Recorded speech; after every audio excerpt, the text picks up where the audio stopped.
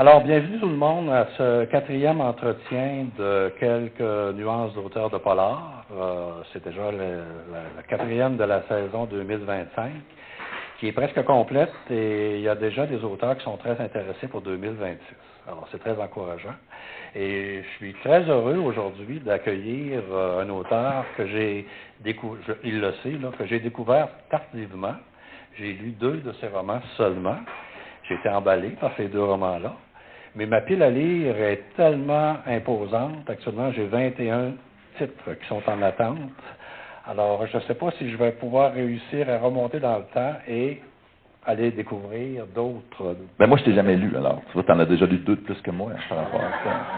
Mais quand un auteur, ça ne lit jamais ses livres, c'est bien certain. Alors, donc, bienvenue tout le monde.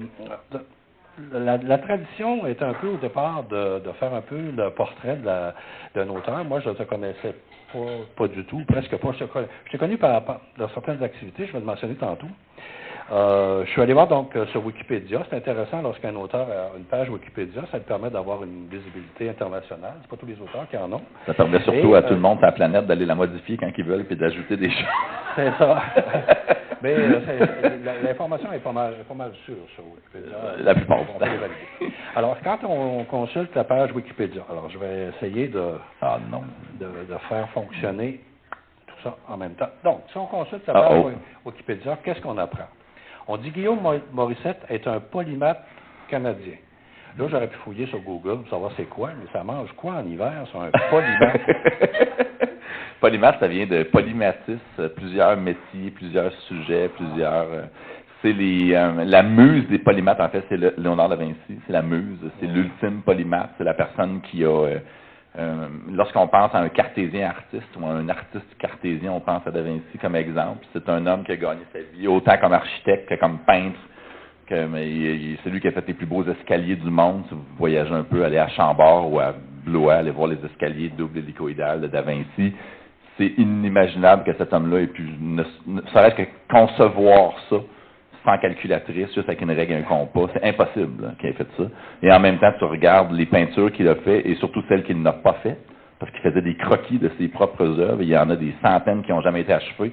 Puis tu dis que cet homme-là avait le côté cartésien artiste complètement développé. Alors, un polymathe. Aujourd'hui, contemporain, le polymathe le plus connu, c'est Bruce Dickinson, qui est le chanteur de Iron Maiden. Un champion d'escrime, un pilote d'avion de ligne, un doctorat en terrain, en ferrovie. C'est un homme qui touche à tout ce qu'il tente et il aime plein de choses. Alors, un polymathe, c'est plusieurs carrières, plusieurs intérêts, plusieurs choses. Donc, quand Wikipédia dit que tu es auteur de romans policiers, primé par la critique, en plus d'être musicien, conférencier, consultant, entrepreneur et enseignant, et que tu milites activement pour l'acceptation de la douance chez l'enfant, c'est donc ça, un polymathe. Ben oui, ça pourrait, oui, j'imagine, oui. Oui, absolument. Si on le dit. Alors, si on fait un peu le parcours professionnel et personnel et professionnel de Guillaume, moi, j'ai trouvé, en tout cas, qu'il y a une espèce de fil conducteur avec les entretiens que j'ai eus depuis le mois de février. Il y a des points communs. Alors, je vais les mentionner en cours de route. Okay? Donc, tu es né à Hull. Je suis né à Hull, en 1975. C'est ça. C'est pas honte de dire ton âge. Non. Tu es à peine plus vieux que ma fille aînée. Ah, bon. Fait que c'est toi qui devrais avoir honte. Tu dois avoir du respect. Oui, tout à fait. Non. De 1979 à 84, tu as passé une partie de ton enfance dans le nord du Québec. On parle de Eastmain, de Canapisco, de Quéyano. Dans quel contexte? Mon père était chef de barrage était ingénieur civil sur les barrages hydroélectriques. Alors, père arrivait sur les chantiers avant que les chantiers, que toutes les centrales soient en fonction. Il était donc dans l'étape tout de suite après la conception. Tout ce qui était les digues, tout ce qui était le déboisement, tout ce qui était l'ingénierie civile qui allait permettre aux matériaux et aux équipements de se rendre sur place. En faisant ça, il était 2 ans à peu près à chaque place. Le temps que l'équipe, après ça, de construction réelle embarque et ceux qui allaient finalement rouler la centrale. Fait qu'on se promenait de village en village. C'était des tout petits villages. Toi, t'as gardé quoi comme souvenir parce que tu avais 8-9 ans à cette époque-là? L'immensité, la grandeur, la nature. Je suis un grand amateur de nature, d'animaux et tout. La proximité. J'ai réellement vu une horde de caribous à 5 mètres de moi. Je veux dire, on ne verra plus jamais ça. Là. J'ai vu des perdrix où ce que tu pouvais aller à la chasse à la perdrix avec une carabine 22, choisir ta perdrix et les autres perdrix restaient là. Comme s'ils disaient, pourquoi tu prends pas moi? Tu dis, parce que c'est l'immensité extraordinaire. J'ai vu des poissons grands comme moi. Je n'avais pas 6 pieds 2 à l'époque. Je le précise. J'étais tout petit, mais j'ai vu, c'est grand, c'est vaste. C'est très un premier lien qu'il y a avec les autres entretiens, c'est qu'Isabelle Lafortune. Oui, mais c'est Shefferville. A vécu une partie de quelques années dans le nord du Québec. Ouais. En 84, la famille s'est installée à Trois-Rivières. Oui, Trois-Rivières. De 92 à 94, tu as complété des études collégiales en sciences pures et appliquées. Là. Donc, déjà, tu avais une orientation... C'était ma carrière. J'étais comme... Je voulais faire ça. Je voulais m'en aller soit en astrophysique ou des trucs du genre. Finalement, j'étais allé en maths, mais j'étais bien attiré par ça. Mais tu avais aussi un intérêt pour la musique. Oui. J'avais un intérêt pour la musique et pour les femmes. Deux choses qui, finalement, quand tu as les cheveux longs à l'époque, ça marchait bien. Une guitare avec des cheveux longs, ça marche bien. Aujourd'hui, je ne fais plus ça. Moi, c'est ça que j'allais faire. Non, je ne fais plus ça. Mais... non, mais t'en as encore. Si j'en ai comme toi, ton âge, je vais être bien content. Fait que j'ai eu un attrait pour la musique. C'était surtout que j'ai fait un album. J'ai joué avec Nicolas Ciccone. J'ai fait écoute, ça a été le pic de ma carrière. Ça a fait ça. Mais j'ai adoré cette époque-là où... écoute, je suis venu au monde à cette époque-là. J'ai goûté à quelque chose que j'aimais beaucoup. Ouais. Puis les salles de classe n'étaient pas tout à fait faites pour moi à cette époque-là aussi. Fait que j'ai comme pris un break de l'école pour aller m'épanouir sur des scènes de musique. Si on suit la chronologie, en 96, tu as été sélectionné pour le programme des moniteurs de langue du Canada. Ouais. Tu vas aller passer une année au Nouveau-Brunswick pour donner un coup de main dans les écoles. Tu enseignais mathématiques, musique et les échecs. Et les échecs, ouais. Pas les échecs scolaires, là, mais le jeu des échecs. Certainement contribué à quelques échecs scolaires, mais ça a été, ça c'est le Guillaume qui tombe avec un boss dans un encadrement écoute, 2 écoles primaires, une en anglais, une en français, ça a été une catastrophe. Une catastrophe. J'étais pas faite pour faire ça. J'adore enseigner. Ouais. Mais moi, quand ils m'ont dit, tu as la classe de musique, parce que Mme Fernande, elle peut pas venir, elle avait 14 écoles, ma tante Fernande. Et quand elle est revenue dans la classe, c'était le bordel, mon gars. Tout le monde jouait d'un instrument différent, puis moi, écoute, mais j'ai eu du fun, mais j'ai eu des blâmes après blâmes après blâmes. Ça fait qu'en 97, tu es revenu au Québec, tu as commencé des études en mathématiques informatiques à l'Université du Québec à Trois-Rivières. En 99, tu as laissé tomber pour te consacrer au piano et à la guitare, donc la musique qui est revenue. Un lien avec Richard Sainte-Marie, d'ailleurs. Hein, oui, c'est vrai, absolument. Oui. Qui est aussi musicien. Tu as enregistré un album? J'ai enregistré un album. 10 chansons? 10 chansons. C'est encore disponible? Over my dead body!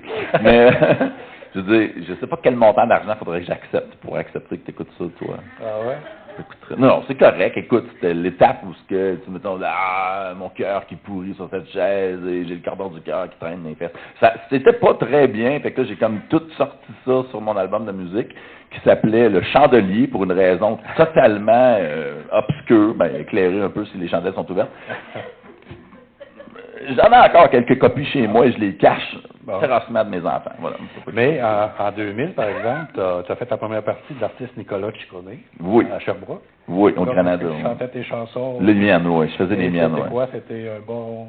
Écoute, écoute, réponse honnête, là, ça a été une catastrophe. Le spectacle a très bien été, mais faut comprendre comment je suis fait en dedans. T'sais. Moi, j'ai besoin d'un élément qui est positif, puis toute ma journée est positive. Et généralement, si le soleil se lève, tout part bien, moi. Mais là, c'était big, là, Nicolas Ciccone. C'était gros en tabarnak. C'était l'étape où il sortait de sa tournée avec Isabelle Boulay. C'était Taka Musique qui faisait le show. Je venais d'apparaître dans un monde où c'était l'Éric Lapointe qui était là. C'était vraiment solide, là. Puis quand je suis arrivé sur la scène pour faire le soundcheck, Nicolas Ciccone est rentré dans le Granada, je ne sais pas si vous êtes déjà allé là, mais c'est une salle gigantesque, il rentre 1000 quelques personnes. Et je me suis dit, en tant qu'idiot du village, que j'allais faire mon soundcheck avec une de ses chansons. Fait que j'ai commencé, moi je suis le bon qui crie son cœur. Il l'a tellement pas trouvé drôle, là. Fait que là, je suis comme venu bien angoissé. J'ai dit, ça y est, pendant le show, le gars de son, il va couper mon micro, il va dépluguer ma guitare. Fait que j'ai eu beaucoup de stress. Ouais. J'étais content que ça soit fini. C'est pour ça qu'en 2001, tu es retourné à l'UQTR Ouais, des études dans ouais. l'administration des affaires. Ouais, là, écoute, la musique, c'est le fun, mais il faut que tu manges. Puis en 2005, aller chercher un diplôme de deuxième cycle en finance. Ouais, en mathématiques financières, ouais.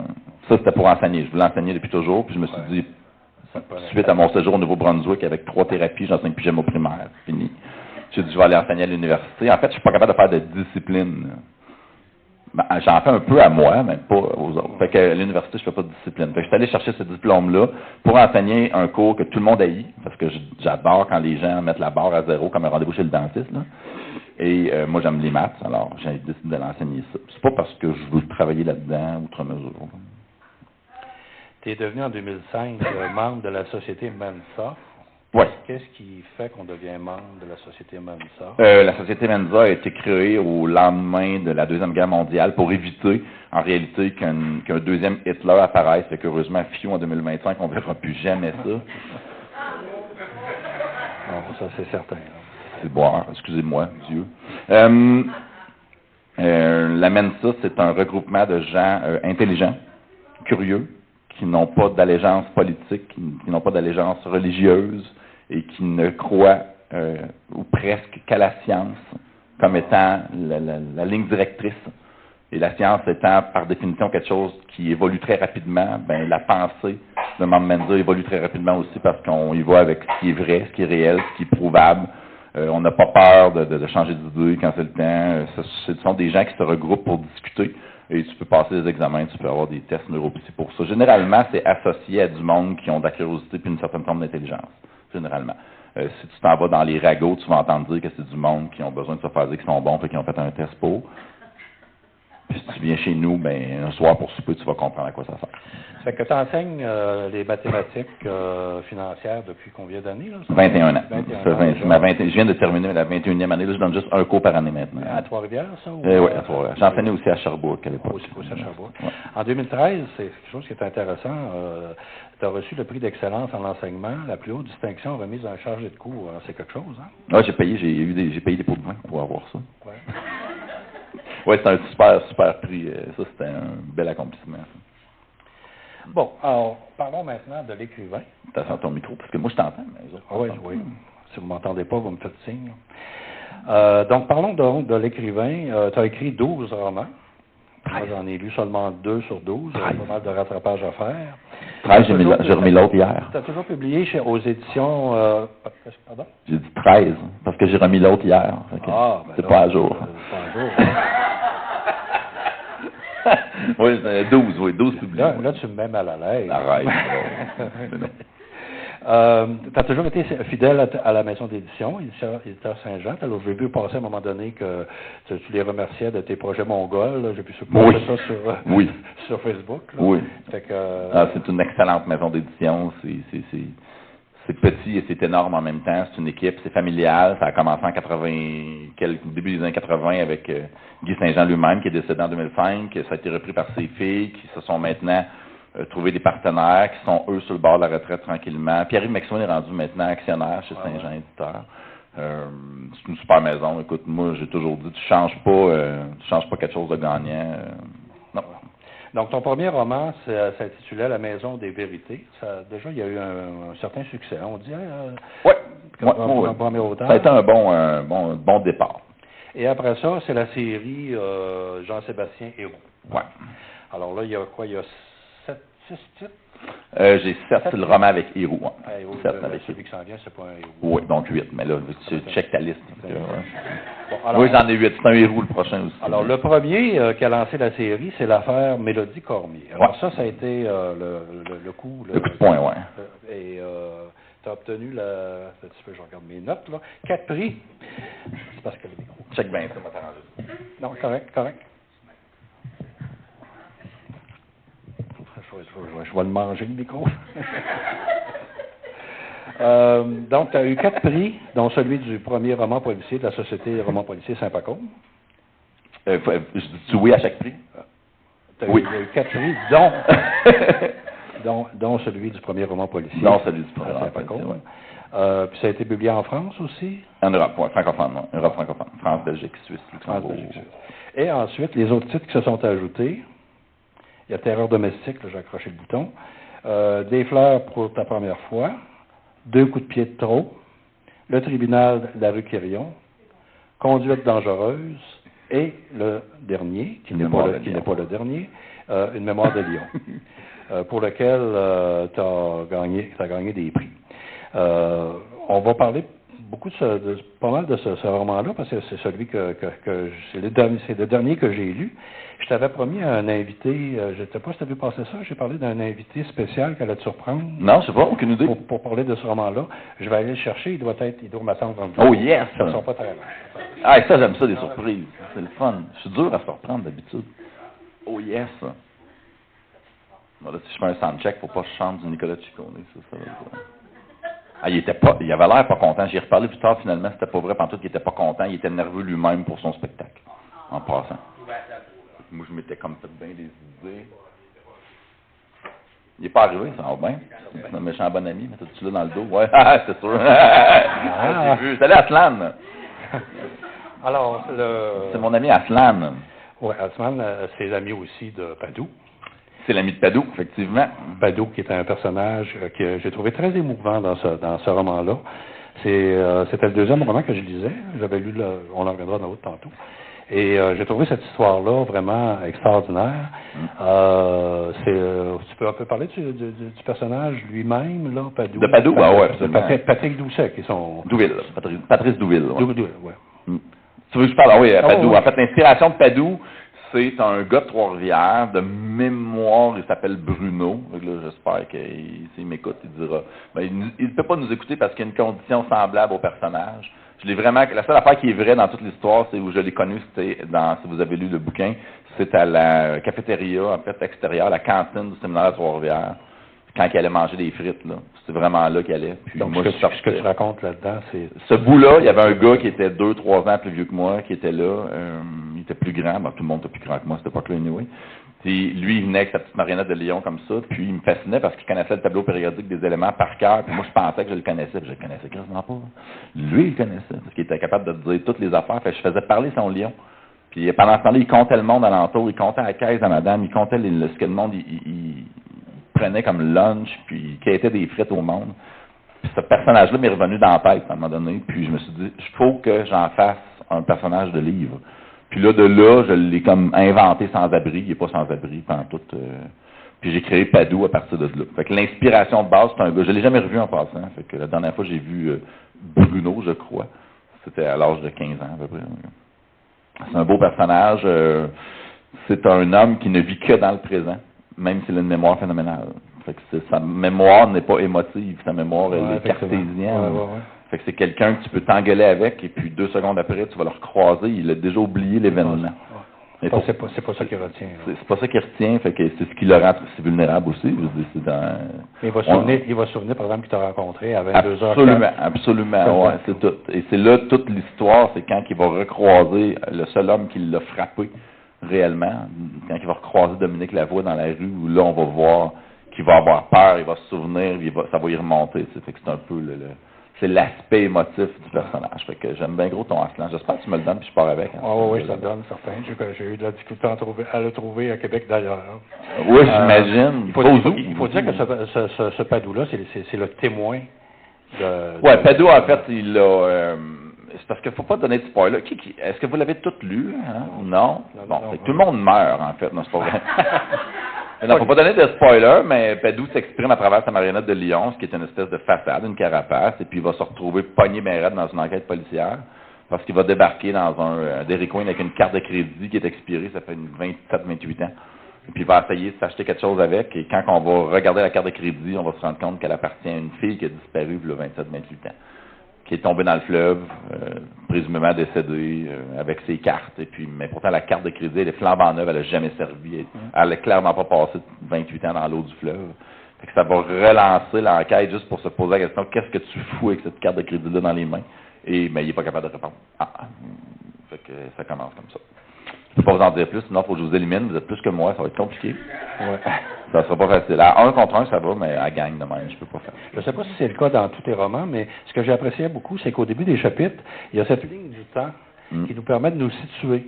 Parce que souvent, quand on a un roman où on revient en arrière, il faut essayer de se rappeler exactement par rapport au reste de l'histoire. Et il y a toujours cette ligne avec une flèche qui dit, ben là, ici, ça se passe le 13 juin 2023, mais il y a des informations qui nous sont livrées à partir du mois d'août de 1995. Fait que ça facilite beaucoup la lecture.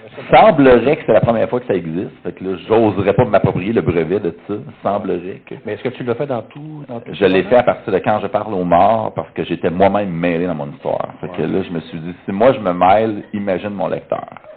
Puis là, je me suis dit, pourquoi pas donner un repère visuel au début, pour que quand tu fais un flashback, on sait que tu es dedans. Tu n'as pas besoin de lire la date, parce que la date, des fois, elle évoquera pas le fait que tu reviens dans le temps. Non. Là, je te donne tout. La prochaine étape, je te mets un QR code, puis je vais t'envoyer un message. T'es dans le passé, puis là, tu vas savoir que t'es dans le passé. Non. Je suis pas rendu là encore. La timeline, la date semble être satisfaisante pour te dire. Un code barre. Puis... Ouais, genre, ou un message vocal, genre, t'es dans le temps, 1942. Mais je suis pas rendu là. Fait que c'est plus une façon, encore une fois, de démêler le lecteur, parce qu'il y a beaucoup d'avantages en tant qu'auteur à se promener dans le temps quand tu racontes, parce que c'est une façon de t'envoyer dans le champ plus longtemps. Parce que sinon, ben, je te dis tout de suite, c'est quoi la fin? Puis là, tu fais, tu me dis la fin. Ce qui est une façon d'écrire aussi. Des fois, c'est le fun de partir de la fin puis de débouler, là. Mais moi, j'aime mieux quand que je vais venir t'expliquer quelque chose plus tard. Si je te le dis tout de suite, t'as pas le même point de vue que mes enquêteurs qui connaissent rien. Ou je fais le contraire, des fois, je vais dire aux enquêteurs quelque chose dans ma tête, puis je te le donnerai pas à toi. Fait que là, je vais le garder. Mais des fois, c'est un flashback qui va le ramener. Fait que si toi, tu es perdu dans le flashback, ben, on se perd. Moi, mon but, c'est de t'entertainer. Moi, je trouve si je te perds en t'entertainant, je te paye 30$ dans le beurre. Ça donne une dynamique à la lecture, là, puis ça nous garde encore plus accrochés, je pense, à l'histoire. Ben, c'est l'intention. On suit vraiment où est-ce qu'on a. C'est l'intention, c'est de te mettre un hameçon ici, c'est ça le but. Si je suis capable de faire ça, ben, j'ai atteint mon but bien plus que d'autres. Il y a plein de façons d'écrire, hein, on est d'accord. Moi, j'écris de l'entertainment, c'est ça que je fais dans la vie. Peut-être sauf avec la Maison des Vérités puis l'Oracle et le Revolver, où là, c'est du cassage de tête à côté. Mais sinon, j'écris de l'entertainment. Fait que si t'es pas entertainé par mon livre, bon, si je m'attendais en lisant Veiller sur elle de Jean Baptiste Andrea, je savais que c'était une saga sur des années et des années. C'est comme quand tu lis Les Piliers de la Terre de Ken Follett. Tu t'attends pas à ce que la chute de chapitre à la page 12 te fasse tomber sur le cul. Tu sais que tu vas te développer tranquillement. Quand le titre d'un tome ça d'épais, c'est le nom d'une femme, tu as supposé t'envoyer un papier signal. Ça s'appelle Hélène. Tu dis, mon Dieu, 900 pages. Ouais. Donc, si vous ne l'avez pas lu, La mémoire d'un lion, il faut pas seulement lire ça. Une question que je me posais aussi, c'est est-ce que c'est une policière, entre autres, qui réussit à l'amadouer, hein? Mais est-ce que c'est quelque chose de réaliste, ça? Est-ce que ça se passerait, ça pourrait se passer vraiment comme ça? Ah oui, pour côtoyer des policiers, ça dépend où tu es. Ça dépend dans quel niveau tu es. Plus la ville est petite, plus c'est réel, ce que je te raconte. Trois-Rivières est comme une grande ville avec un petit corps de police, où se chevauche la SQ et la municipale, ce qui est quand même assez rare. On est encore on était jusqu'à récemment la seule police au Québec, au Canada, que les policiers, c'était des policiers pompiers. Donc, tu traînes dans ton char, ton kit de pompier. L'alarme sonne, c'est un meurtre, non, c'est un feu. Il va changer ça, puis il va. Et on est encore la seule police au Québec où les techniciens en identité judiciaire n'ont pas de gun, ce sont des civils. Ces gens-là n'ont pas aucun droit sur les scènes de crime. Ils n'ont même pas de pouvoir d'arrestation, ce qui est un peu faux parce qu'on l'a tous en tant que citoyen. Mais ce sont des civils. Ils n'ont pas fait le corps de police, ils n'ont pas fait l'école de police. C'est quand même bizarre de dire qu'à 4 heures du matin, tu reçois un texto, tu es un civil, puis on s'en va sur une scène de crime, 2 morts, 3 blessés. Puis toi, tu rentres là avec ton habit, puis tu as ta valise. Comme si tu étais un policier. Comme si tu étais un policier, et tu es à leurs ordres, en fait. Mais tu es un employé de la ville. C'est fou pareil. Fait qu'on a à Trois-Rivières une petite équipe de police qui est soudée.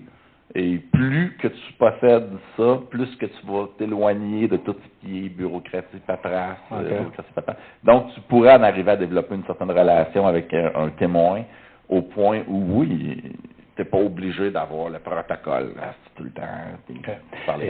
Et évidemment, tes policiers qui travaillent à la Sûreté du Québec, ils connaissent pas les policiers de Steve Laflamme, ils connaissent pas les policiers d'Isabelle. Ça sort de ma tête parce que moi, je rêve de faire ça.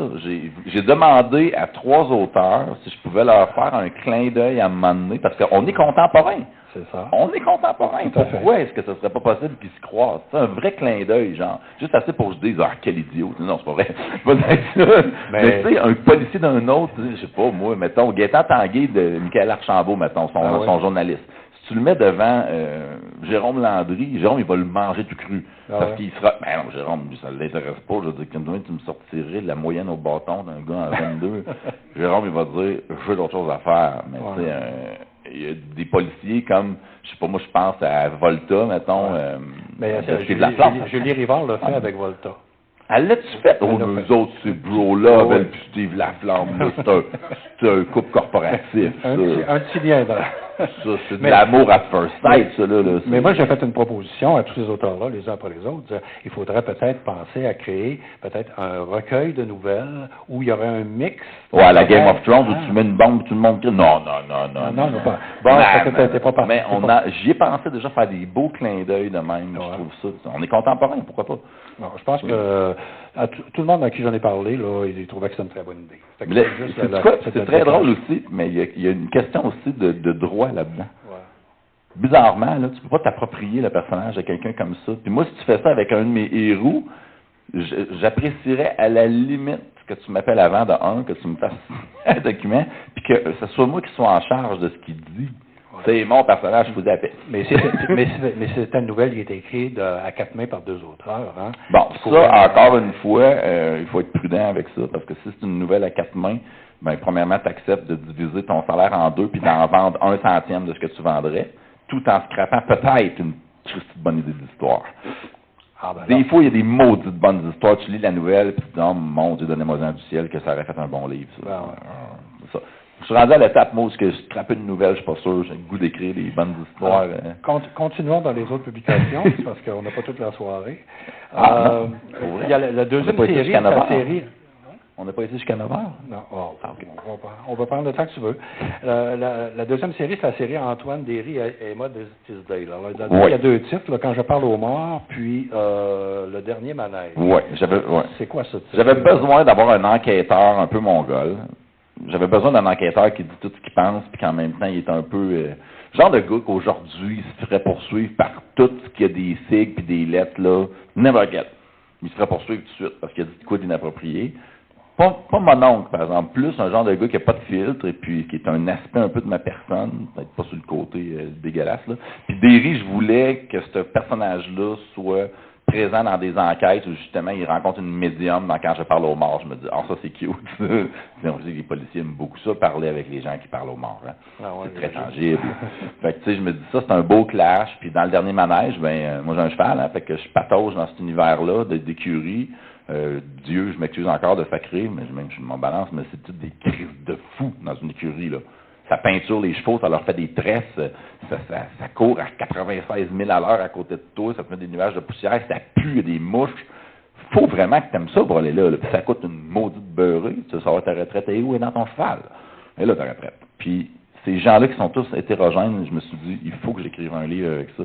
Tu as juste besoin de mettre une enquête policière là-dedans, puis d'envoyer un enquêteur là. Puis de donner la caractéristique numéro 1, il faut juste qu'il ait peur des chevaux. Puis je me dis, ça va être savoureux. Puis Derry, il a peur des chevaux, ça pue, il fait chaud, il est pas bien. Puis je le mets là-dedans, puis pour lui, c'est toutes des têtes d'animaux qui peuvent le tuer. Et je me suis dit, c'est savoureux parce que chaque personnage du dernier manège a une inspiration réelle. Puis il a fallu que je mette l'action à Varennes pour pas me faire poursuivre. Ça se passe pas à Varennes pantoute, ça se passe à Trois-Rivières. Mais là, c'est mon écurie, il a fallu. J'ai tout changé, tous les noms, les places, j'ai tout changé. Il n'y a pas personne qui me connaît pas qui peut penser que ça se passe là. Ouais. Phew. Ouf. Hey, écoute, Colette, là, si vous avez lu la vraie personnage, c'est une vraie fille, là, Colette, là. Elle mesure 4 pieds 2 en talons hauts. Colette, la première fois de ma vie que je l'ai vue, elle s'est essorée les seins.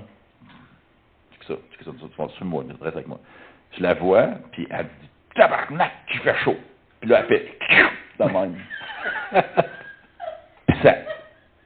Il y a de l'eau qui sort. Puis là, je suis comme...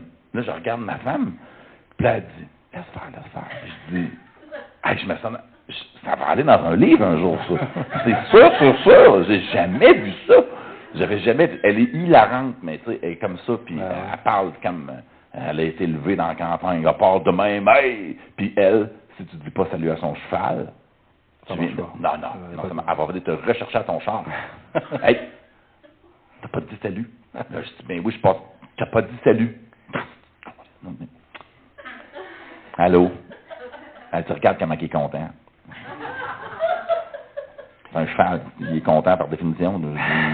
En tout cas. Fait que, bref, c'est comme caricatural un peu, j'aime bien ça. Ça ajoute à tout ça deux autres romans. Deux autres romans qui ne sont pas dans une série, je pense bien, hein, L'Oracle et le Revolver et Le poids des années. L'Oracle et le Revolver, c'est avec la Maison des Vérités. C'est avec la Maison des Vérités. C'est le même monde, c'est la même conscience collective d'arrachage de questions. Le poids des années, c'est une prélude. C'est le prélude, en fait, un prélude à Mémoire de Lyon. Parce que j'avais besoin, dans une Mémoire de Lyon, d'avoir des enquêteurs de la SQ. Comme je disais tantôt, les deux juridictions se chevauchent à Trois-Rivières.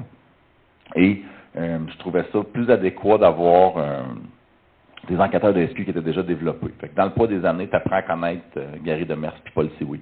Fait que c'est une enquête à Shawinigan, la SQ, qui se déplace à Trois-Rivières, la SQ toujours. Puis c'est eux autres qui vont apparaître comme les premiers enquêteurs sur les lieux pour la disparition dans une Mémoire de Lyon.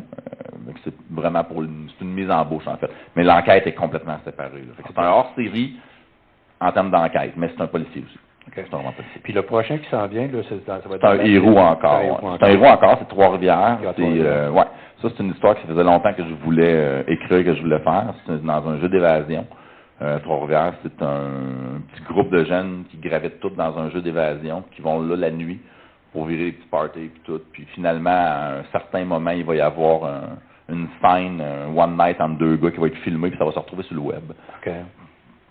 Ça va dégénérer à partir de là. Puis tout le centre, c'est tout le jeu d'évasion, ça va tout faire revenir là. Les enquêteurs savent que le point est là, puis ils sont pas capables de mettre la main sur qui a fait quoi. Fait que ça devient une espèce de Pulp Fiction où tout converge vers une place. Là. Ça va sortir en 2025 ou en 26? En 25. Là, on est en édition depuis hier, en fait. Septembre, octobre. En fait, quand on regarde la séquence de tout ça, tu as sorti presque un livre à chaque année. Hein? De 2016, 17, 18, 19, 21, 23, 24. Hein? 25. Puis t'enseignes à travers tout ça. Oui, ben là, maintenant, je donne un cours par année. Là, je veux dire, j'enseigne 45 heures dans l'année. Il y en a qui font 2 fois ça une semaine. Là. Fait que, c'est ça. Maintenant, je suis écrivain à temps plein. Là. J'enseigne parce que je triple là-dessus, j'aime bien ça. Puis, il faut que je leur donne le rendez-vous chez le dentiste, mais pour étudiants. Tu as publié aussi une nouvelle en 2023 dans une série qui s'appelle Noir avec un nom de ville. C'est une série qui a été qui est publiée depuis 2004 par Alachic Books, une compagnie américaine, c'est un éditeur américain. Ils ont 120 titres.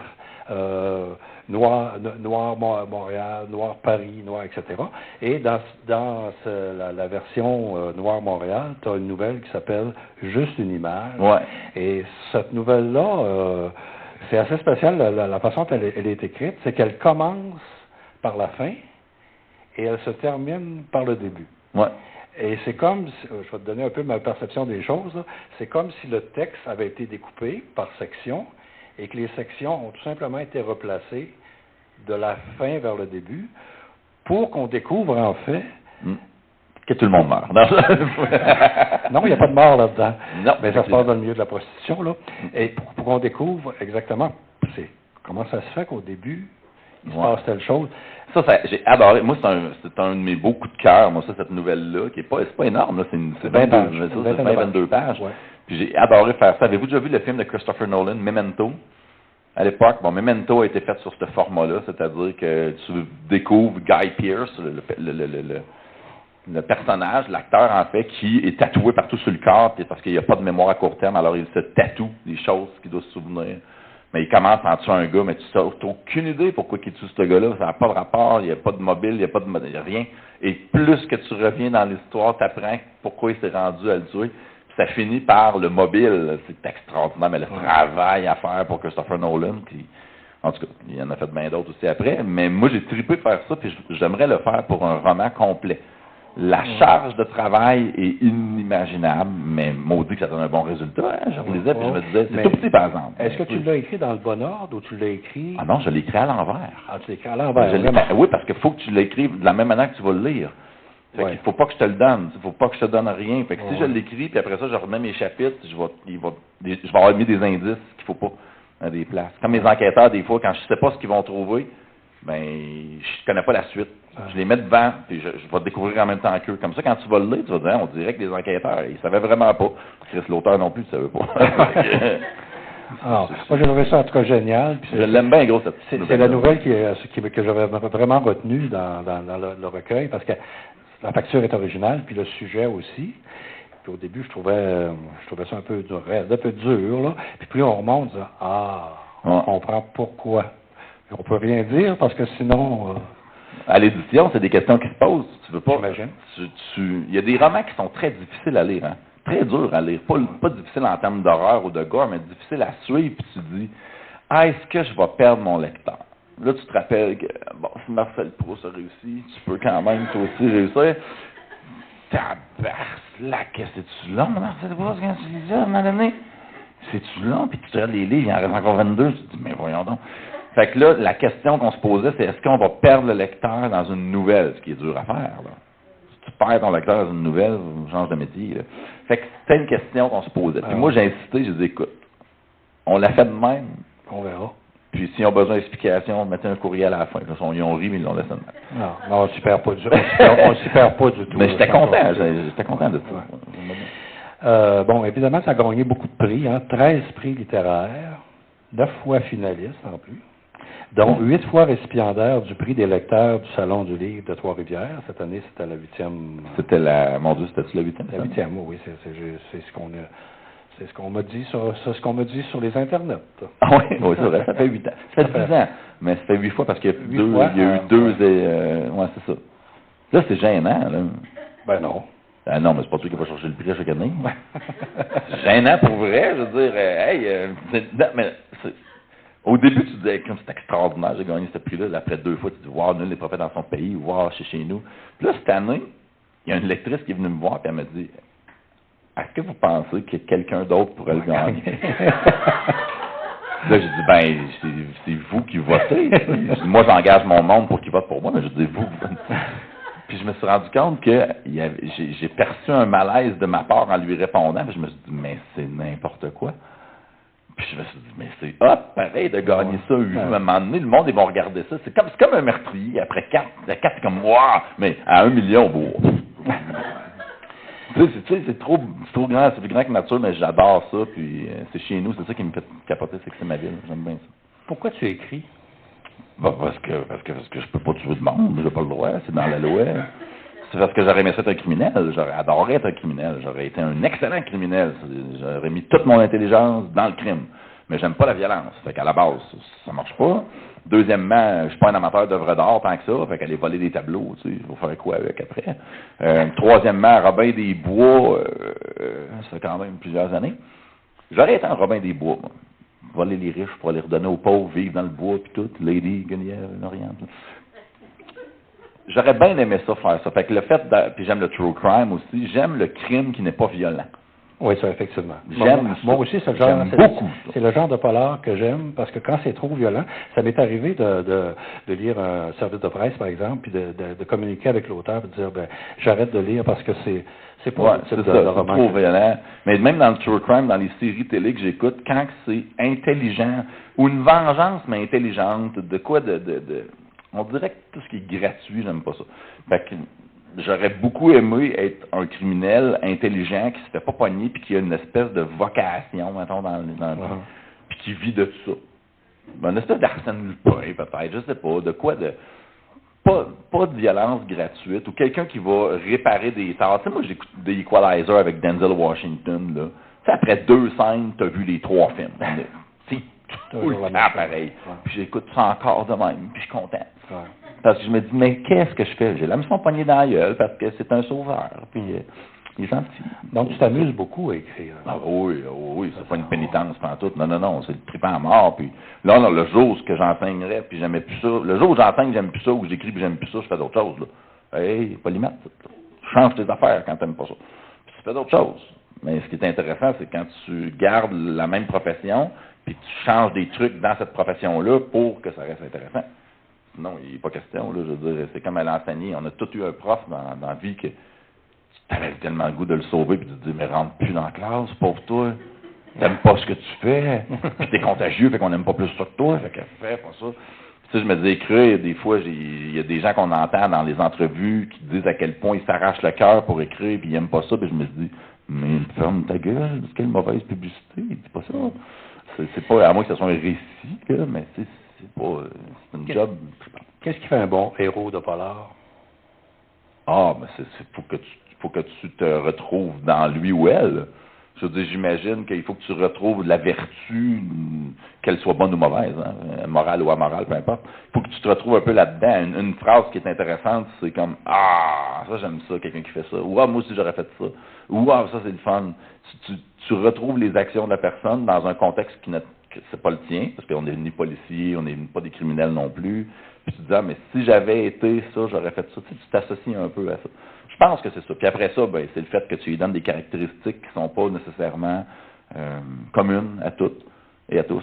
Tu sais, comme, je pense que l'enquêteur, 45 ans, divorcé, 3 femmes, 2 enfants, alcooliques. On l'a vu, là.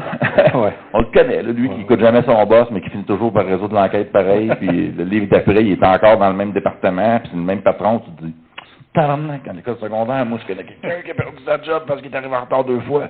Tu sais, tout crache ses scènes de crime, puis tu sais, c'est rocambolesque, c'est pas crédible, tu te dis, j'ai besoin d'avoir un enquêteur ou une enquêtrice qui est crédible et que les gens qui vont lire de façon contemporaine vont s'accrocher. Avec des exceptions majeures qui sont récentes, qui sont extraordinaires. On peut en donner quelques-unes. Jean-Louis Blanchard. Ouais. Ça se peut pas. Il est ben trop fou, mais il s'assume à 100 000 à l'heure. Tu lis ça, tu te dis, mais il est mongol, t'as amené, t'embarques, puis tu ris, puis c'est la seule façon d'écrire un polar comme il l'a fait, c'est comme il l'a fait. C'est de dire, mon enquêteur, il est de même, puis il va être de même dans le 1, dans le 2, dans le 3. Et même à Paris. Puis il est fourette, comment c'est drôle, mais tu sais, c'est rare. Puis quand tu lis Marie-Ève Bourassa avec Red Light, Eugène, c'est dans les années 20, il faut que tu sois cohérent. Il faut que ça soit cohérent quand tu lis La Bête avec David. Bon, c'est moins policier, c'est plus un roman noir, mais il y a une cohérence, puis tu vas essayer de... Moi, je peux pas m'identifier à Bono. D'aucune manière, mais je le trouve hilarant. Je trouve ça drôle. Avez-vous déjà lu les Jean-Louis Blanchard? Il va être avec nous au début juin. C'est drôle, là, tu sais, mais il faut que tu acceptes ça. C'est un deal que tu fais avec l'auteur, qu'il t'écrit des... C'est comme Pink Panther. T'écoutes ça, c'est comme L'agent fait la farce. À un moment donné, si tu vas faire une critique de presse en disant « Frank Drebin, t'as pas un très bon enquêteur, t'as manqué le bateau, là. » Non, c'était pas ça. T'as manqué le bateau. C'est hilarant. Mais ça, quand tu fais ça, c'est un deal que tu fais. Moi, le deal que je fais avec mes lecteurs, c'est que c'est contemporain puis c'est réaliste. Même dans Quand je parle aux morts, je suis allé toucher, écoute, une sphère écrite, c'est devenu calme, hein? C'est ésotérique. Mais Morgane, là, elle y croit, elle. C'est-tu Guillaume qui y croit? Non, mais je suis allé en rencontrer une avant, par exemple. Avec un chandail I Love Science and Math avec un cœur. Ça, c'est hot, là. J'avais pas trouvé d'affaires de Zodiac. J'aurais voulu avoir de quoi de Zodiac. Genre, je suis bélier et lion en même temps. Une affaire contradictoire, là. Puis, je suis allé voir, puis j'ai demandé à la dame, j'ai dit, OK, right. Moi, je parle pas aux morts, les morts me parlent pas. Si oui, ils m'entendent pas, puis moi, je les entends pas. Je veux savoir comment tu fais. J'ai un visuel, parce que mes lecteurs, il va falloir qu'il y ait un visuel, puis je veux pas qu'ils pensent que je suis en train de leur vendre une salade. Moi, j'ai un enquêteur qui arrive devant une psychologue qui dit qu'elle parle avec les morts. La première affaire qu'il fait, c'est Puis il répond-tu? Tu sais, ça a l'air bizarre. Mais je voulais pas qu'on se moque d'elle. Fait que je dis, il faut que tu me donne-moi une idée. Comment tu fais ça? Elle dit, tu veux pas qu'on se parle de toi? Elle dit, oh, non. Non. Moi, je dis, I know my shit. Je veux savoir comment tu fais. Fait que là, elle m'a expliqué, c'est là qu'elle a expliqué le cercle alentour d'elle, comme quoi c'est elle qui décide s'il approche ou pas, que très jeune, elle avait peur parce qu'elle savait pas que c'était ça. Puis c'est un peu comme ça que j'ai créé le personnage. Mais il faut que ça soit cohérent dans ma tête. Sinon, c'est ça. ou je m'assume en créant un bono à un moment donné. Est-ce que écrire, ça a changé, ça t'a changé comme individu par rapport avant que tu écrivais, puis après que tu t'es mis à écrire, est-ce que ça t'a changé? Ça a clairement changé ma vie, en tout cas, clairement. Là. Mon quotidien. Ton compte de banque a explosé, mais à part ça. Ouais, exact, il n'y en a plus.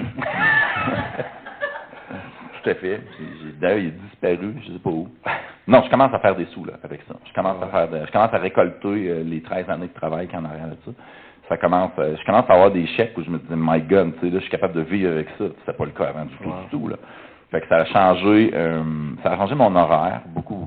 Ça a changé ma vie. J'avais déjà connu un petit peu la célébrité locale en jouant de la musique. Tu sais, j'ai toujours besoin de mettre une guitare dans tes mains, puis le monde dit, un musicien. Bon, je pourrais mettre aussi un saxophone dans mes mains. Je sais pas plus en jouer. Mais j'avais connu un peu cette espèce de célébrité-là à très, très, très petite échelle. Puis là, avec l'écriture, c'est devenu un lecteur à la fois. Bizarrement, je me fais reconnaître dans la rue, pas à New York, là, on est d'accord, à Trois-Rivières, oui, chez nous, oui. Puis je dis salut au monde, je les connais pas, puis je le sais qu'ils me connaissent à cause de mon art. Je dis, mais voyons donc, c'est à cause de ma job, c'est comme un journaliste. Ouais. Toujours à la télé, tu dis salut, puis tu dis, qui toi? Ah, mais j'étais à la télé tous les soirs, c'est vrai. Puis ouais, je suis qui? Mais ça a changé ça. Tu as lié aussi deux, on peut dire, de qualité, comme tel, tu es un bon auteur, mais tu es aussi un bon venteur. Tu sais, je te regarde aller, je te regardais au Salon du Livre, par exemple, dernièrement, il passe quelqu'un, je commençais à y parler, il m'a laissé tomber tout de suite, madame, mais c'est correct, c'est ça qu'il faut faire. Mais les auteurs n'ont pas toujours cette réaction-là. Non. Ils sont là devant leur table, puis attendent que quelqu'un va venir leur parler. C'est une maladie parmi bien du monde dans l'art, là, je trouve. Ça, c'est Guillaume, on est enregistré, ça va être sur les internets. C'est une maladie, je trouve, chez plusieurs personnes dans l'art, c'est le côté compétitif. On est d'accord sur un point, vous n'avez pas de l'argent indéfiniment dans vos poches, quand vous rentrez quelque part, vous ne pouvez pas tout acheter. Right, on est d'accord là-dessus. Des bons livres, il y en a partout, je pense qu'on était à la bonne place pour se le prouver. Moi, je suis pas en compétition avec les autres. J'écris des bons romans, j'écris des maudits bons romans, mais ils ne sont pas meilleurs que quelqu'un d'autre. Dans le sens que moi, je suis satisfait du livre que j'ai écrit. Ça ne veut pas dire que je vais parler de l'autre roman en disant c'est meilleur que ça. Ça se compare pas, je veux dire. Je peux dire subjectivement, moi j'ai aimé ce que j'ai écrit. Parce que si j'ai pas aimé ce que j'ai écrit, je serai jamais capable de te le vendre. C'est devenu mon pick-up line. Ça fait 13 ans que c'est mon pick-up line avec le monde. Je dis toujours, moi je l'ai lu ça, j'ai bien aimé ça. Puis le monde, il trouve ça drôle. Puis qui me regarde en voulant dire, c'est sûr, c'est toi qui l'as écrit. Ouais, mais je l'ai vraiment aimé. Le monde, il rit. Puis tu crées une proximité, il faut t'enlèves la grosse tête complètement. C'est pareil comme en enseignement. Hein. En enseignement dans une université, mon gars, là, m'a dit qu'un doctorat, ça t'écrase pas le cerveau, man. Tu parles à du monde, tu te dis, mais t'es foutu que je me mette à genoux, c'est quand on se croise. Puis je me parle avec les lecteurs, j'en reviens pas, vous avez écrit un livre, puis tout, puis j'essaie de downgrader ça tout le temps en me disant, il n'y a rien de différent de moi, rien pas tout. Mais je te vends de l'entertainment. Fait qu'en parlant avec les lecteurs et tout, il y a une proximité qui se crée. Puis moi, la proximité, c'est avec l'humour. Il faut qu'on se fasse ça drôle. Ouais. C'est pas supposé partir en disant « Tabarnak, je m'en vais acheter un livre de Guillaume. » C'est pas ici. Ouais, ça fait. Puis je veux qu'on... Tu sais, c'est bizarre comme job. Hein? Moi, j'écris, t'es pas là. Tu me lis, je suis pas là. Puis quand on se parle, je suis pas en train d'écrire, t'es pas en train de lire. C'est ça. Méchant job. C'est bizarre, là. Tu sais. Mais tu t'es donné aussi une mission de diffuseur.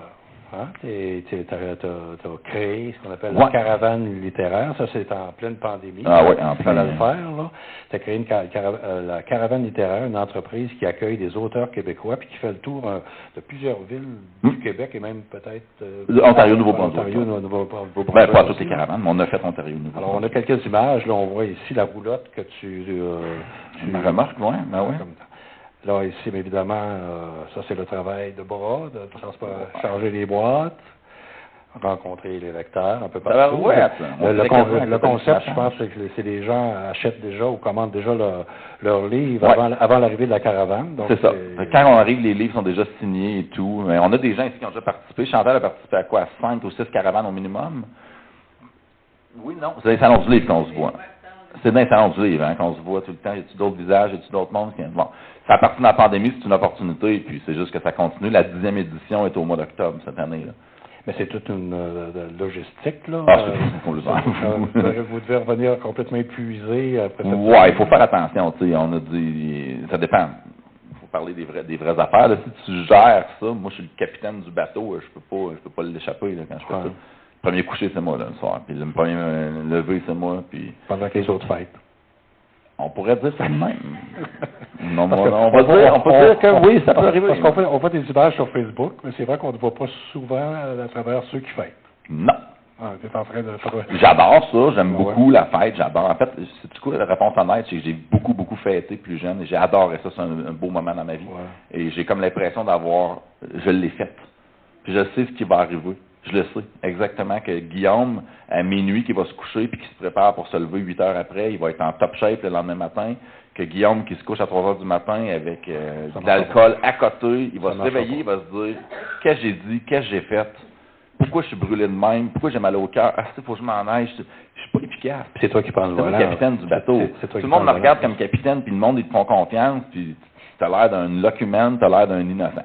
Puis ça, dans ma tête, ça se passe pas. Ça fait 10 caravanes au mois d'octobre, j'en ai 9 de fêtes, puis je l'ai échappé une fois.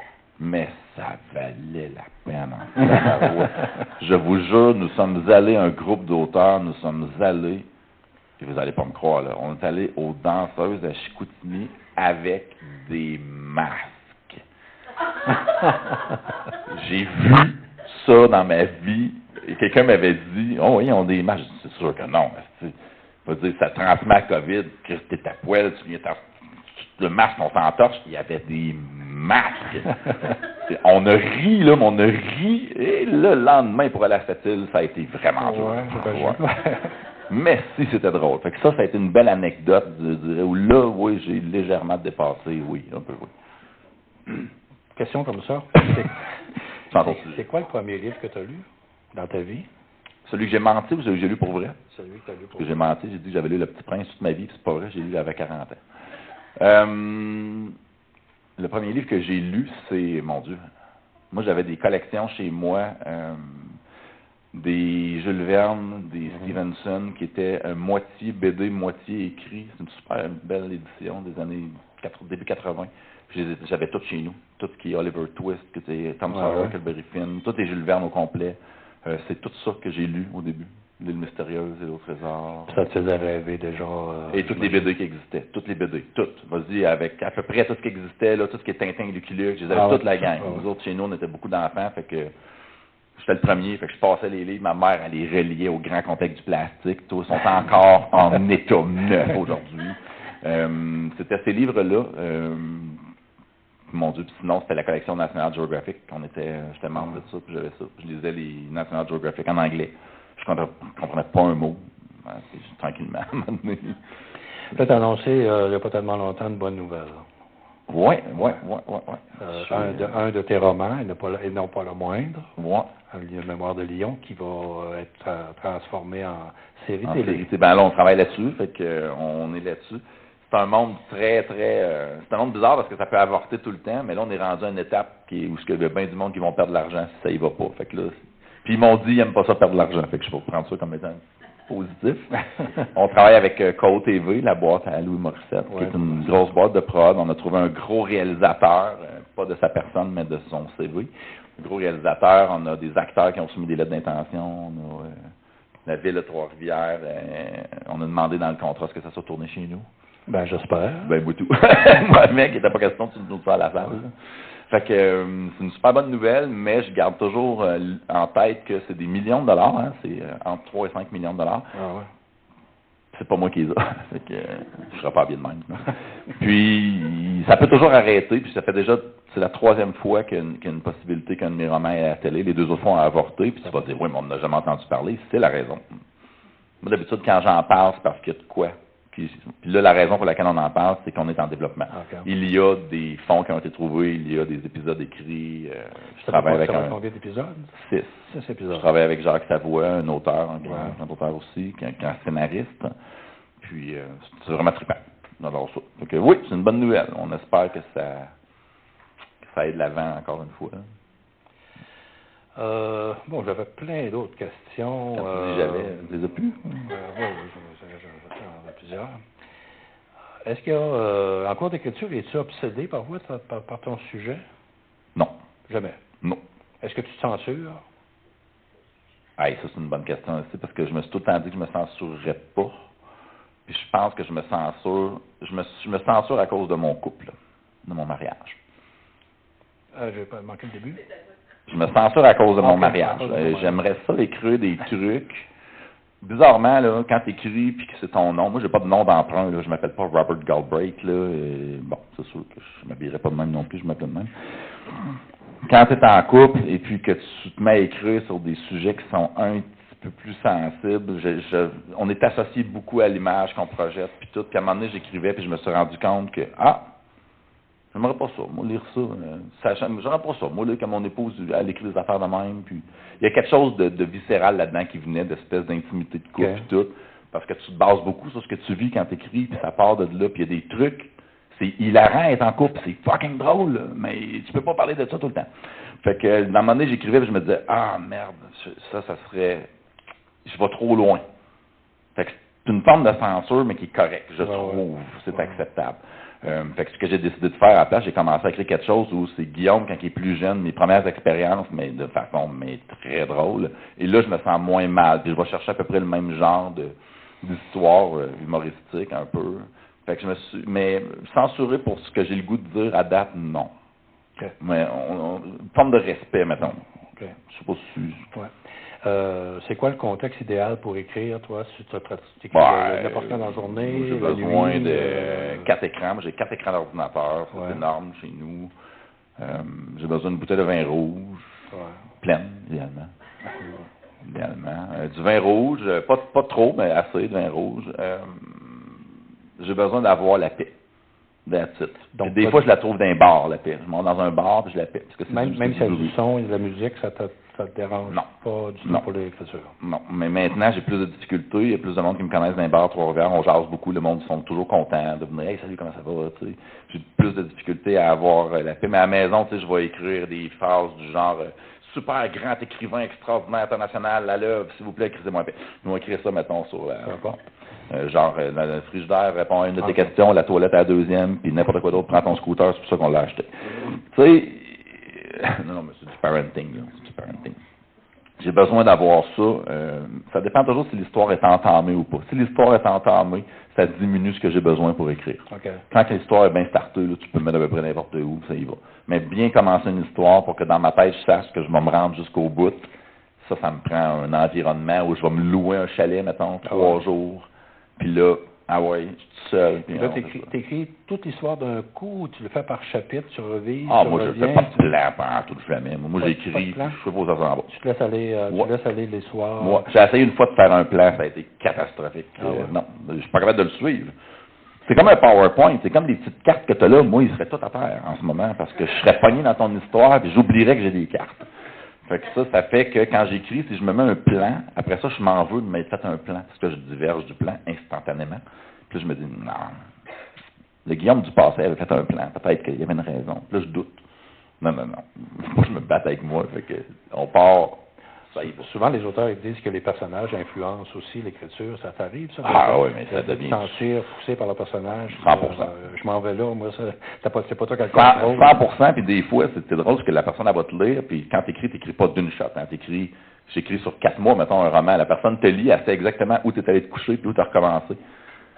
Ton personnage, il s'endort heureux puis il se réveille en tavernacle. Hein? Mon Dieu, donnez-moi-en, que c'est ça. Puis tu te dis, OK, ça marche pas, mais c'est le personnage, la veille, il te prend un peu, tu prends sa vibe, puis quand tu reprends, le lendemain, c'est toi qui es dans une autre vibe, puis là, ça se transmet à ton personnage. Puis plus il est développé, plus que tu peux plus faire ça, parce que c'est toujours lui qui s'exprime. Ouais. Puis des fois, ça fait qu'une scène n'est pas cohérente, parce que tu te dis, maudit, il pourra jamais dire ça.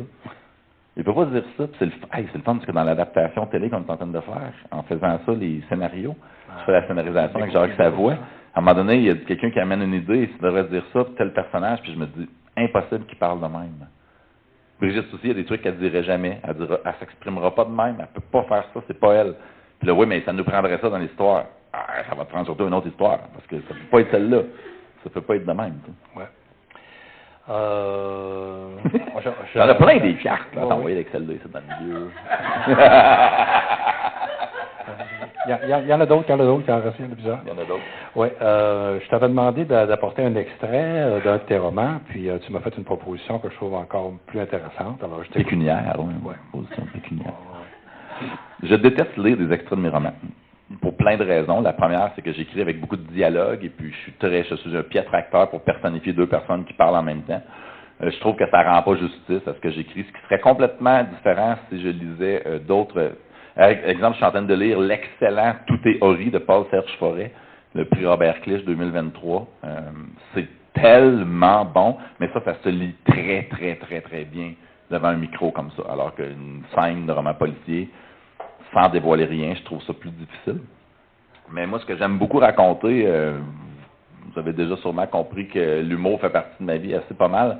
Il y a beaucoup de gens qui viennent me voir dans le cadre de mon travail et je prends des notes parce que je ne peux pas croire que ces gens-là existent tellement ça me fait rire. Des fois, fait que j'ai le goût de me moquer un peu avec vous de certaines situations qui sont arrivées sans jamais dire où, quand, comment, bien sûr.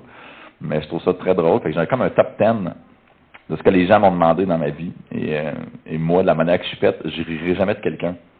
Je suis pas capable de faire ça. Je vais me retenir. Jusqu'à temps que ça pète, parce que c'est trop drôle. Fait que voici quelques anecdotes qui me sont arrivées. Il y en a beaucoup qui sont arrivées. Dans le début de ma carrière, je suis allé dédicacer des livres au Costco de Trois-Rivières, qui avait acheté une palette de mes livres en se disant ils vont nous crisser la paix après, puis on ne le reverra plus. Puis ils se sont pas rendus compte que je me suis présenté au Costco pour aller signer les bouquins. Puis là, ils ont dit mais qu'est-ce que tu fais ici? Je trouvais une palette de livres. On va les vendre, je vais les signer. Fait que là, le jeudi matin, 10h, le petit Guillaume avec son premier livre. Ça fait que Costco m'a rappelé, puis c'est comme devenu une espèce de running gag à Trois-Rivières. Pendant une fin de semaine, j'allais signer des livres. Fait que là, j'étais au Costco et je suis rendu à 5 romans. J'ai 4 héros qui existent. Et là, il y a une dame. Non, j'ai 5 héros, c'est vrai, c'est le tribunal de la rue Quirion.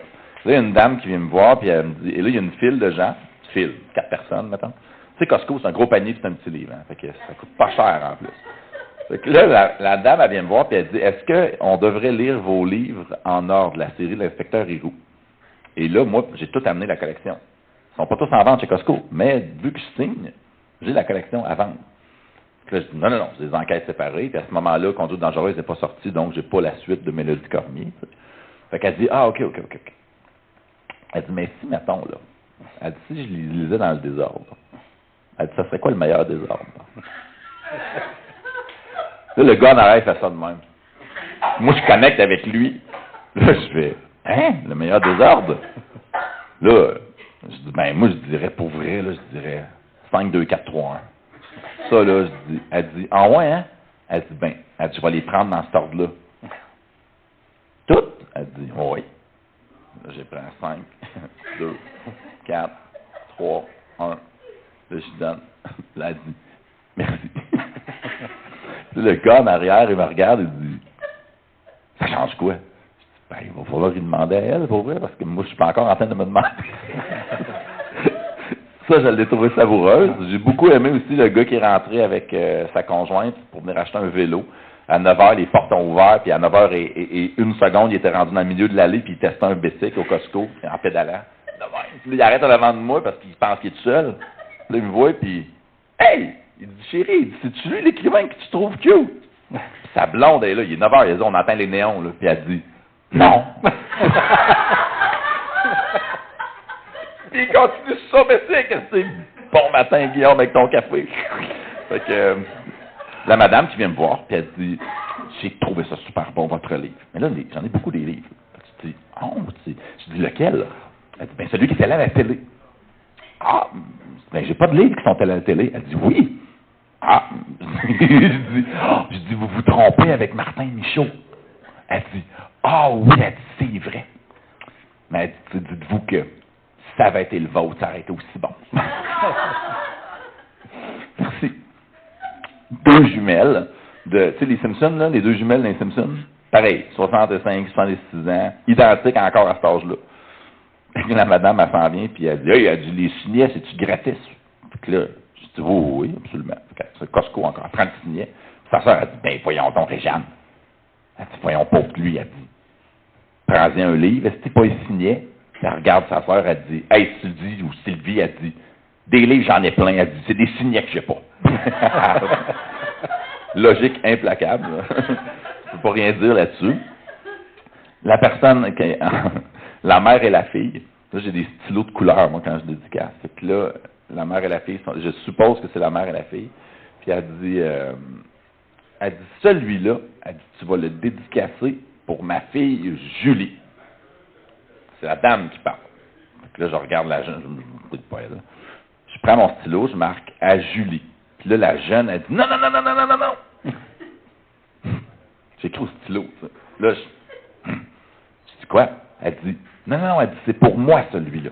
Ah, mais je dis, OK. Je dis, qu'est-ce que tu veux que j'écrive? Elle dit, Julie. C'était ça qui était écrit, là. Là, je dis, phew, hein? Je dis, on est correct. Ou le gars qui est arrivé quand je parle au mort, puis qui dit, hey, il dit, toi et moi, on est pareil. Je dis, comment ça? Moi, tout, il dit, je parle au mort. Je dis, je parle pas au mort. Il dit, ben là, il dit, c'est écrit sur ton livre. Oui, mais il dit, c'est écrit sur ton livre. C'est quelqu'un d'autre qui parle, c'est pas moi. Il dit, non, non, non, non, non, non, non, non. Il dit, tout et moi, on est pareil, puis il me laisse sa carte. Ah ouais. C'est un médium. Fait que c'est toutes sortes de rencontres, en fait. Ben, c'est hilarant. Moi, c'est les rencontres que je trouve drôles parce que tu te rends compte à quel point les gens, c'est hétérogène. C'est toujours très positif, toujours très amical. On a beaucoup d'amour, les auteurs. Beaucoup d'amour. Ouais. On est dans un domaine artistique où la proximité avec les lecteurs est plus grande, je trouve, que dans d'autres domaines artistiques. Tu sais, un joueur de hockey, c'est un sportif. C'est pas comme quelqu'un qui peint des toiles, mettons, où tu le vois à peu près jamais. C'est quand que tu vois la personne qui a peint la toile, pour vrai. Ouais. L'enquête n'est pas là. Quand elle la revend, elle n'est pas là. On ne sait pas c'est qui ces gens-là.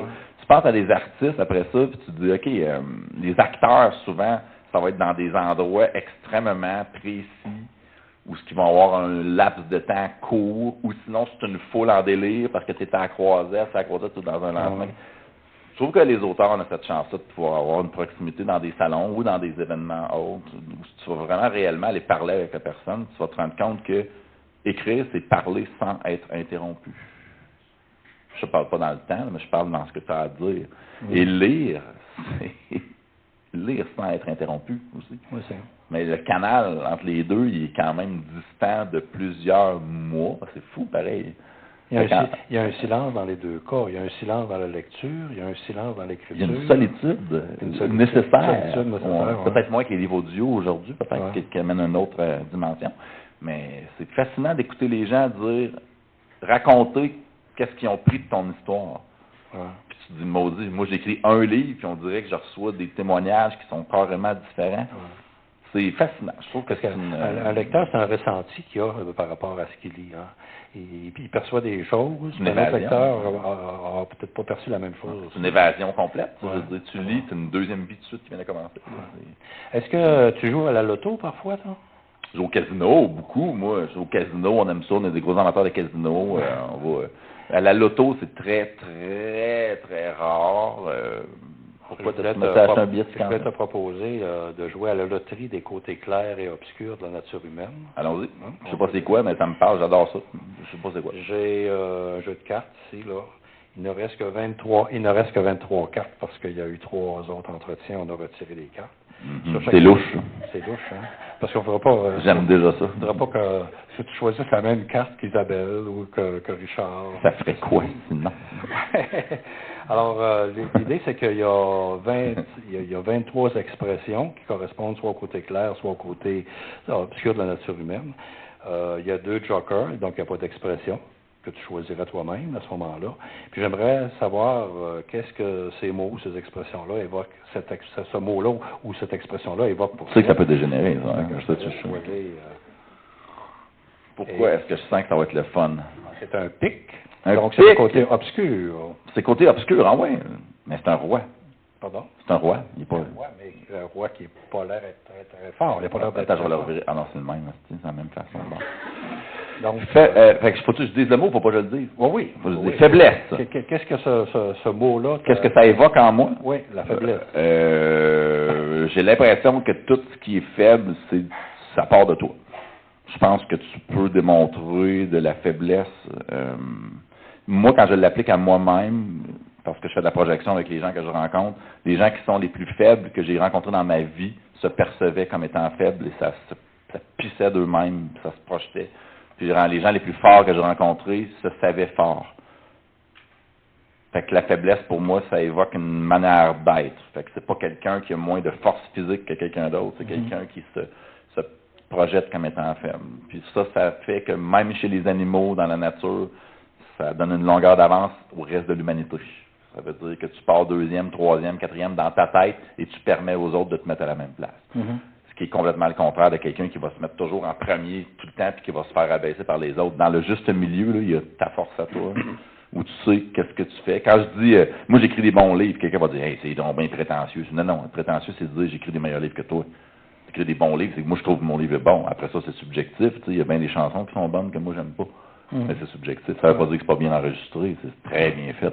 C'est pas mon genre. Fait que pour moi, ce qui est faible, c'est vraiment la faiblesse, c'est la projection personnelle, je trouve. Voilà. C'est-tu correct ou j'avais une réponse? C'est une définition? C'est chacun sa réponse. Yeah, good. Chacun sa question. Tu veux savoir de quoi de clair? Est-ce que vous avez une question? C'est tout, c'est la seule? J'en ai rien qu'une. OK. Je la garde, voyons. Pour l'année prochaine? Ben non, j'en reviendrai pas 2 fois. Voyons, elle m'a donné d'autres auteurs. Tu en veux d'autres? M'a présenté des amis. Oui, j'aimerais que tu nous parles un peu de ton engagement. Ah, mon Dieu. Très jeune, moi, j'ai été diagnostiqué HPI dans une époque où ça existait presque pas au potentiel intellectuel. En fait, excusez-moi. Ça existait pas à l'époque. Ça existait, mais on n'en parlait pas. Les gens... ma conférence s'appelle « Guillaume, tu déranges ». Et crois-moi, ça marchait de même quand j'étais jeune. Fait que le directeur d'école en maternelle est venu voir mon père pour dire ça va pas le faire. Lui, puis on était en septembre, là.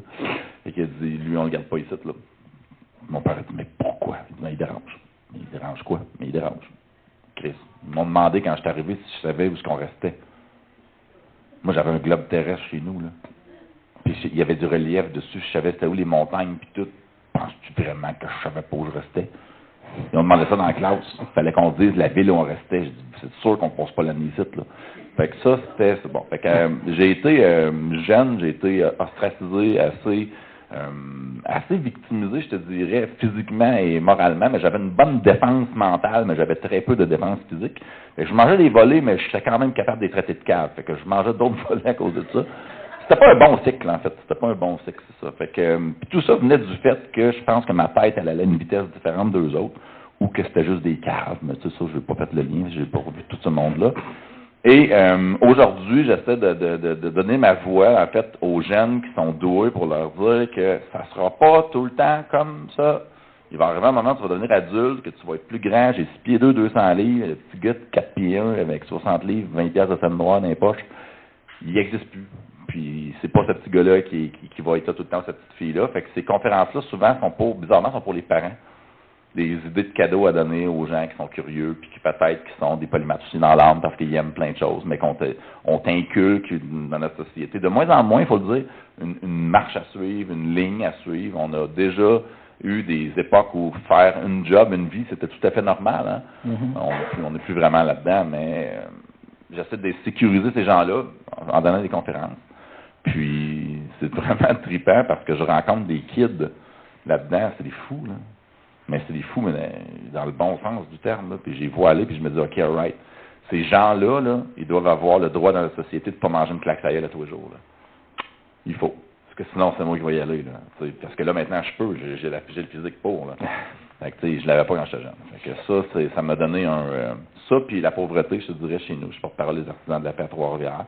Tout ce qui est pauvreté immédiate, là, dans notre entourage, changer le monde, c'est pas tout le temps d'aller creuser des puits en Afrique, là. Ça marche aussi de faire un geste chez vous, là. Fait que, la douance, c'est un peu ça aussi, c'est régional chez nous, j'essaie de faire ça dans les écoles. Peut-être de sécuriser les parents, les enfants. C'est dur l'enfance quand tu penses vite, là. C'est dur en maudit, parce que tout le monde te dit que c'est bon, mais il n'y a rien qui a l'air d'être bon à faire ça. Il Il n'y a rien qui a l'air d'être bon pour penser vite. Ça fait juste énerver tout le monde. Jusqu'à temps que tu vieillisses, tu rencontres du monde qui pense à la même vitesse que toi. Il y en a plein, partout. Puis là, tu fais comme, OK, alright, c'est comme toi qui cours vite, mettons, ou toi tu nages vite.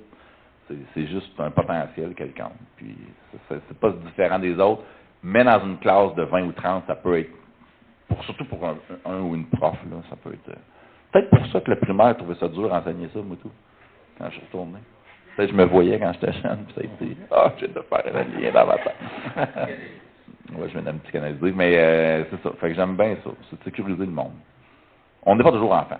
Il n'est jamais trop tard pour avoir une enfance heureuse non plus. D'autres questions? Un peu la même prolongation de la question de vie, fait qu'il est souvent négligé. Je peux pas parler. Je suis pas super qualifié pour parler de la liberté académique. Moi, j'ai la mienne quand j'enseigne. Mais une chose que je pense, c'est que le système scolaire actuel n'est pas l'évaluation qu'on fait des jeunes, la façon de diplômer les gens. Et je pense pas qu'elle soit adéquate en ce moment. Il y a bien des jeunes en ce moment qui sont évalués sur la base d'examens, de tests, dans un contexte où ils doivent tout apprendre pour une date précise. On vérifie même pas s'ils s'en souviennent après. Ils sont nerveux, ils sont pas à leur affaire. Chez eux, peut-être qu'ils mangent pas, peut-être qu'ils se font battre, peut-être qu'ils se font toucher et qu'ils veulent pas, peut-être que papa est pas là, peut-être... Ils ont un contexte tous ces gens-là ont un contexte différent, puis on leur fait la même feuille en avant de la face, puis ils ont 3 heures pour répondre. Puis, bien souvent, moi, j'arrivais devant ces feuilles-là, puis je dégueulais, j'étais malade, puis c'est pas parce que j'étais pas capable de le faire, j'aurais pu remplir toutes ces feuilles-là par cœur, si ça me tentait. Puis j'étais pas capable de le faire parce que j'étais stressé, parce que lui, il voulait me péter la gueule, puis elle a pu, puis lui, il arrête pas de parler, puis elle est cute, puis lui... Puis j'étais pas capable de me faire une tête, fait que l'évaluation me rendait pas justice, mais pas en tout. Puis quand on arrivait dans d'autres genres d'évaluations, sur le long terme, là, je scorais mieux. Fait que je pense qu'il y a peut-être une adaptation à avoir au niveau de comment diplômer les jeunes. Parce qu'on fait l'inverse aussi, on diplôme des gens qui n'ont pas été diplômés, qui n'ont pas du tout les compétences pour lesquelles ils ont été testés. Mais j'ai pas les compétences pour parler de ça vraiment plus que de dire que moi, à l'université, c'est moi qui ai la main mise sur mes examens, puis il n'y a personne qui fait des examens comme les miens à l'université. C'est moi qui décide. Puis des gens qui font des crises d'angoisse dans mes cours, je les vois, je les spot, je suis capable de te dire c'est lesquels, avant que l'examen commence. Puis je m'en vais les voir, ces gens-là. Puis je leur parle, puis il n'y en a jamais un dans ma classe qui n'a pas fini son examen. Parce qu'ils ne sont pas comme les autres. Fait que je dis, toi, tu vas aller faire l'examen chez vous. Il dit, chez nous. Chez vous. Je ne veux pas que tu perdes connaissance dans ma classe, c'est que tu vas aller chez vous, tu vas faire l'examen chez vous. Ouais, mais tu n'as pas peur que je triche? Non, toi, as-tu peur de tricher? Parce que moi, je l'ai réussi le cours. Puis je te jure, j'ai pas triché. Bizarrement, le monde qui pose la question, c'est rarement ceux qui trichent. Fait que je dis, commence par te sécuriser, là. Moi, tu m'énerves pas pantoute. Tu vas écouter de la musique chez vous, des jeunes, dehors, NCS, puis renvoie-moi l'examen quand il est fini. Man, c'est du monde qui sont extraordinaires, ces gens-là. Tu les revois plus tard, puis tu te rappelles-tu, tu m'avais donné cette chose? Pourquoi tu avais fait ça? Je dis, parce que tu étais en train de te traverser la main avec tes ongles, dans ma classe. Tu penses-tu que je le connais pas, ce signe-là? J'ai dit, j'ai passé à travers 8 fois, moi, tu pensais que j'étais crucifié, puis c'était des stigmates, peut-être parce que j'étais anxieux. Mais je le vois, puis c'est tout. Puis, tu savais-tu que j'avais pas triché? Ah oui, je sais que tu n'as pas triché. Ben oui. Mais ça, c'est à l'université. Je fais ça dans une commission scolaire, là, une fois. Un professeur est expulsé, pour avoir permis. Voyons donc. Voyons donc. C'est pas tout le monde dans la vie qui est tricheur, puis qui est menteur, puis qui est ci, puis qui est ça. Puis qui va voler. Si je trouve tes portes de char ouvertes, moi, barré. Qu'est-ce que je fais dans ton char? Tu sais, c'est d'envoyer toujours l'odieux à tout le monde, puis de prêter des intentions à tout le monde, puis alors qu'en réalité, 90% des gens, j'exagère peut-être dans 90%, seraient capables d'avoir une méthode d'évaluation différente, puis d'avoir quand même une diplomation, d'avoir un diplôme, puis de sortir de l'école. Moi, en tout cas, j'aurais apprécié que ça soit autrement, parce que je n'étais pas bien dans les classes. Mais ça a marché pareil, tu sais, regarde, c'est ça.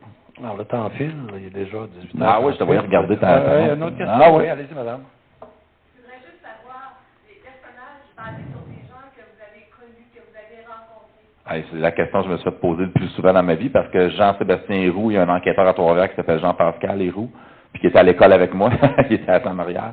Fait que c'est effectivement mon... Parce que je pense au personnage du dernier livre dont vous parliez, là. Ouais. J'ai souvent des expressions physiques. Je vais avoir un visuel. Mettons, Jean-Pascal, moi, c'est un enquêteur moi, j'ai participé à 2 grosses enquêtes criminelles, puis une des 2 enquêtes, c'était Jean-Pascal, mon ami d'enfance qui était l'enquêteur. Fait que quand j'ai créé Jean-Sébastien Roux, j'avais ce gars-là, un beau bonhomme, bien habillé, droite, c'est un gars super sympathique, fait que, mais ça s'arrête là, la comparaison. Mais oui, j'ai souvent une petite inspiration, ouais. Vous avez rencontré des gens à un moment donné pour qui se passent et vous dites, Absolument. je pense que je vais mettre ça dans un... Absolument, ouais, ça arrive souvent. C'est le profil du personnage que vous allez transférer dans un personnage. Absolument. OK. Ça va arriver souvent. C'est pour ça qu'on dit toujours, n'écœure pas un écrivain, tu vas mourir dans son prochain livre. Merci, c'est bien apprécié. Beaucoup, Merci d'avoir été là. À part ça, je savais aucune idée à quoi m'attendre. Je regardais la température, le monde et tout, puis j'ai déjà fait une conférence dans une bibliothèque avec la bibliothécaire. Une personne, et c'est la personne qui me payait pour être là. Et alors donc, je pense avoir mis la barre assez basse avec ça. Pas si peu. Et j'ai croisé un fan à New York. Ah ouais. Et là, Qui venait de Trois-Rivières dans l'ascenseur de l'hôtel. Je me suis dit, ma carrière est vraiment startée, là. fait que j'ai beaucoup apprécié le fait qu'entre les différents salons du livre, tu as trouvé du moment pour venir à Québec. Je sais que tu t'en vas à Tokyo bientôt pour un je m'en vais à Tokyo cette semaine pour le concours lutteur sumo. Hein. Ouais. Toutes les fois que je mets mon horaire, je mets toujours une niaiserie dans mon horaire. Puis je me demande toujours combien de gens vont la pogner. Puis des fois, j'ai écrit le 8, j'étais à Dallas, puis le 9, mettons, j'étais en Inde. Puis là, je marque, c'est le festival du don d'ubiquité, tu sais, ou du monde qui voyage plus vite, supraluminique, mettons. Puis à chaque fois, il y a le monde qui m'écrit, c'est pas un vrai festival, ça. Je dis, fait que là, c'est le festival, c'est quoi? C'est les lutteurs sumo trifluviens, c'est ça, hein? Ouais, c'est ça. Ouais, trifluvien, c'est très important, trifluvien. Je prends l'avion, là, lundi.